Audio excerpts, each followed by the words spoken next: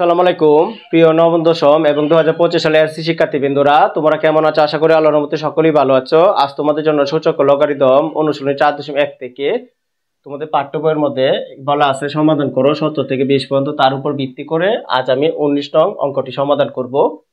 আশা করি তোমরা আমার ক্লাসটি দেখলে বুঝতে পারবে। এখানে বলছে 19 নং অঙ্কটি সমাধান করার জন্য। তাহলে চলো আগে আমরা ডাকটা লিখে নিই। প্রথমে লিখব দেওয়া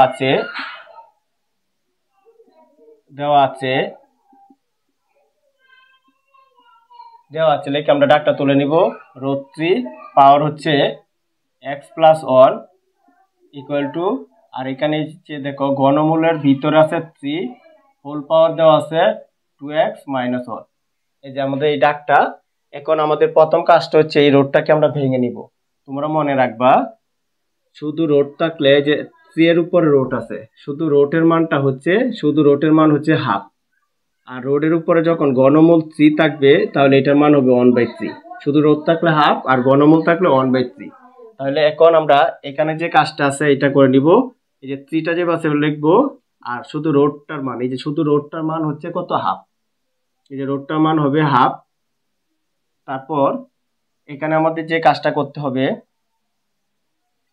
এই যে দেখো এখানে যে 3টা আছে 3টা লিখে নিব, আর এই রোডটার মান হচ্ছে হাফ।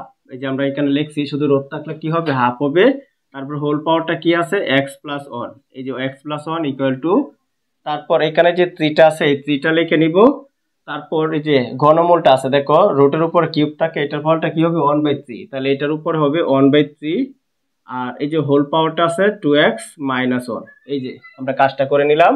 এখন দেখো আমাদের যে কাজটা করতে হবে, এখানে দেখো এখানে আমাদের এই যে এটা হচ্ছে পাওয়ার আর এটা হচ্ছে ভিত্তি 3, এটা হচ্ছে পাওয়ার আর এটা হচ্ছে ভিত্তি। এই ভিত্তি আর এই ভিত্তি মিল আছে। আমরা জানি সূচকের অঙ্ক করার সময়, সমাধানের অঙ্ক করার সময় যদি ভিত্তি মিলে তাহলে ভিত্তি বাদ দিব, যদি পাওয়ার মিলে তাহলে পাওয়ার বাদ দিব। তো ভিত্তি মিলছে, এই ভিত্তিটা বাদ যাবে গা। মানে এটা আর এটা তোমরা কেটে দেখায়ও না, তোমাদের বোঝানোর জন্য আমি কেটে দেখাচ্ছি। এটা বাদ যাবে গা। তাহলে এটার সাথে এটা গুণ হবে, হাফ গুণ x + 1। এটা ব্র্যাকেট দিয়ে গুণটা করবে, এটার সাথে এটা গুণ সম্পর্ক, পাওয়ার আর হোল পাওয়ারে গুণ হয়। তারপর পাওয়ার আর হোল পাওয়ার আমরা এটা ডাইরেক্ট গুণটা করে দেখাবো। দেখো পাওয়ার আর হোল পাওয়ারে গুণ হবে, তাহলে এটার সাথে এটার গুণ হলে যে এরকম হবে, হাফ গুণ x + 1। এটা গুণটা করলে এটা উপরটা 1 এর সাথে গুণ হবে, তো উপর 1 এর সাথে গুণ হলে হবে x + 1 একে x + 1/2। যে আমাদের এই কাজটা হবে x + 1 একে x + 1, আর নিচে কি আছে 2, এই যে 2টা লিখবো। সেম ভাবে এটার সাথে এটার গুণ হবে, তাহলে এটা 1 এর সাথে গুণ হয়ে যাবে।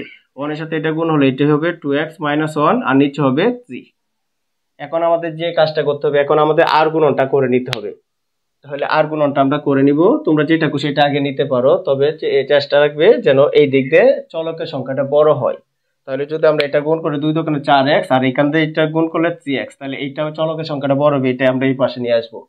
তাহলে 2 এর সাথে 2x এর গুণ হলে হবে 4x, 2 এর সাথে 2 এর গুণ হলে 4, আর এই xটা আছে x, আবার 2 এর সাথে -1 এর গুণ হবে -2 হবে, আবার 3 এর সাথে x এর গুণ হলে হবে 3x, আবার এই প্লাস দিব 3 এর সাথে 1 এর গুণ হলে হবে 3। আশা করি এটা বুঝতে পেরেছো।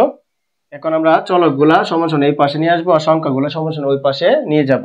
তাহলে এই যে 4x টা যে বাসে এবার থাকবে, আর এটা প্লাস আছে পক্ষান্তর করলে -3x হবে, আর এখানে 3 যে বাসে বা এটা মাইনাস আছে পক্ষান্তর করলে +2 হবে। তারপর এখানে 4টা থেকে 3টা গেলে কয়টা x থাকবে? শুধু একটা x থাকবে। আর এখানে 3 আর 2 যোগ করলে কত? 5 হবে। এটাই আমাদের আনসার। আশা করি তোমরা 19 নং অঙ্কটি বুঝতে পেরেছো। প্রিয় শিক্ষার্থীবৃন্দরা, আমার ক্লাসটি যদি তোমাদের ভালো লেগে থাকে তাহলে অবশ্যই আমার চ্যানেলটি সাবস্ক্রাইব করবে, লাইক শেয়ার কমেন্ট অবশ্যই করে নিবে, এবং নতুন নতুন বন্ধুদের কাছে আমার ভিডিওগুলো শেয়ার করবে। আসসালামু আলাইকুম।